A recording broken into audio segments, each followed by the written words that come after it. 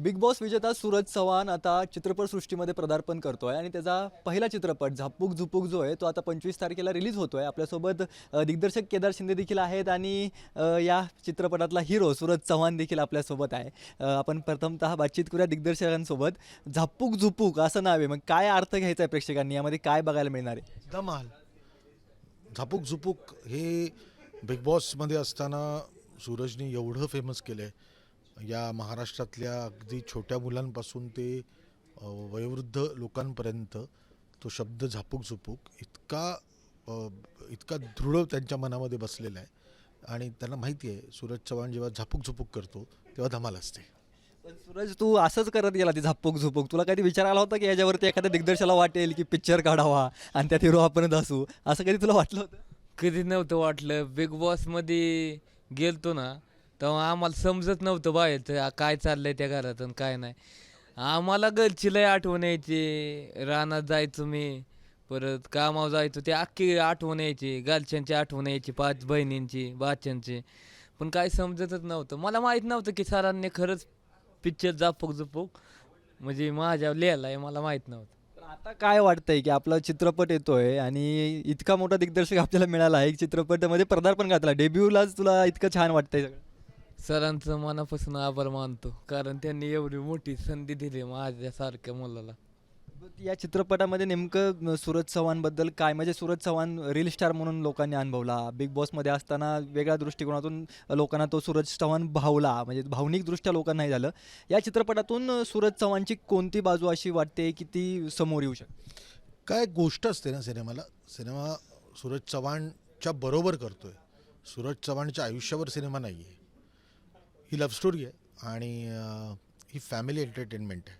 म्हणजे माझी कुठल्याही कलाकृती आत्तापर्यंत मी पूर्ण घराने बघाव्यात आणि आनंद घ्याव्यात यासाठीच बनवल्या.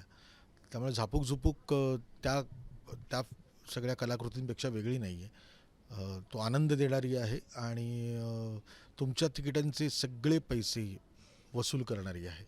आणि सूरज चव्हाणचं म्हणाल तर यात कॉमेडी आहे आणि ॲक्शन आहे, यात इमोशन्स आहेत, यात ड्रामा आहे. ज्या गोष्टी आपल्याला कमर्शियल फिल्ममध्ये दिसतात त्या सगळ्या या सिनेमामध्ये मी ठेवण्याचा प्रयत्न केला आहे. अच्छा, पण सूरज तुझ्यासमोर काय नेमकं चॅलेंज होतं? कारण का 30 सेकंदाचे रील्स करणं सोपं असतं असं म्हणतात, आता आम्ही केलं नाही, माहीत नाही. मला नाही वाटत आहे. अच्छा.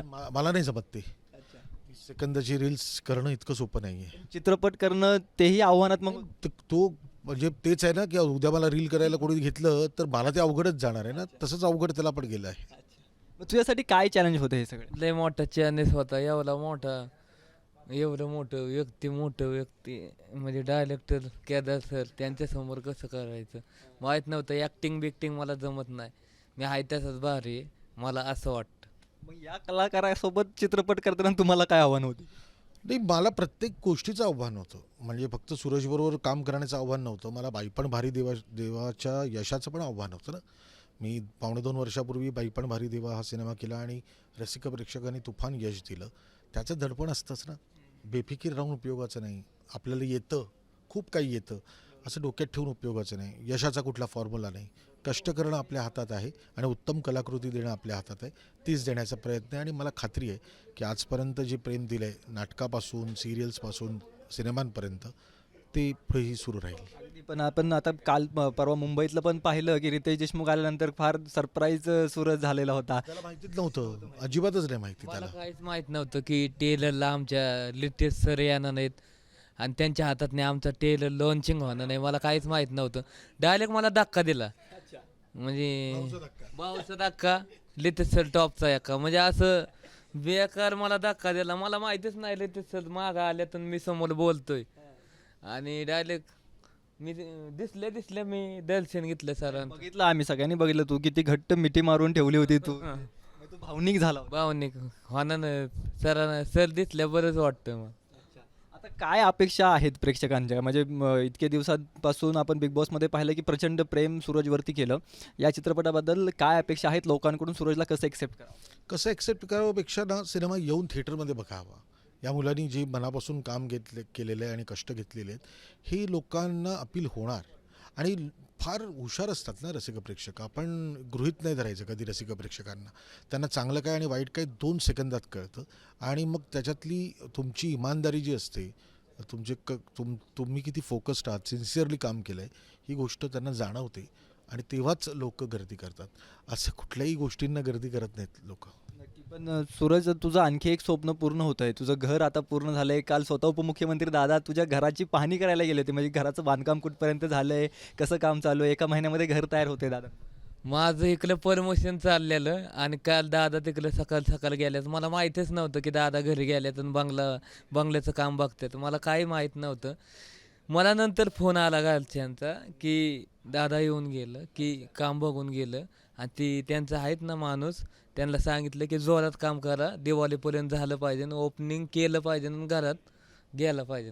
हे प्रेम बारामतीचं असल्यामुळे एवढं पाहायला मिळते. तू बारामतीकर असल्यामुळे. बारामती ते करामती धिंगाणा तर होणार नाही. शेवटचं आव्हान काय करशील प्रेक्षकांना? प्रेक्षकांनी सिनेमागृहामध्ये का जावं? प्रेक्षकांनी तुला बिग बॉसमध्ये पण प्रचंड प्रेम केलं तू असताना.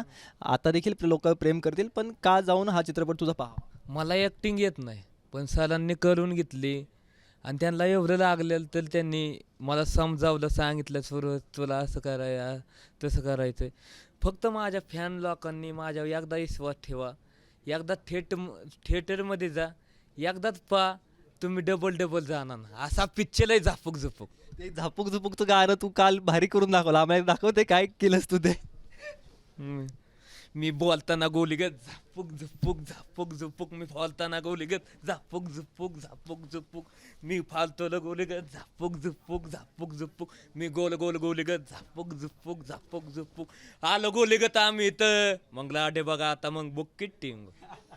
तर हा सगळा असा म्हणजे धम्माल कॉमेडी असेलच. आणि सूरज चव्हाण आहे या चित्रपटामध्ये. म्हणजे नक्कीच काही ना काहीतरी प्रेक्षकांना या सिनेमातून, या चित्रपटातून वेगळं जे आहे ते पाहायला मिळेल. त्यामुळे 25 तारखेपासून आपल्या जवळच्या चित्रपटगृहामध्ये हा चित्रपट रिलीज होतोय, प्रदर्शित होतोय. तर तुम्ही सगळे जावा आणि हा चित्रपट नक्की पहा. कॅमेरा पर्सन दीप मिश्रासह रोहन कदम, जय महाराष्ट्र न्यूज, पुणे.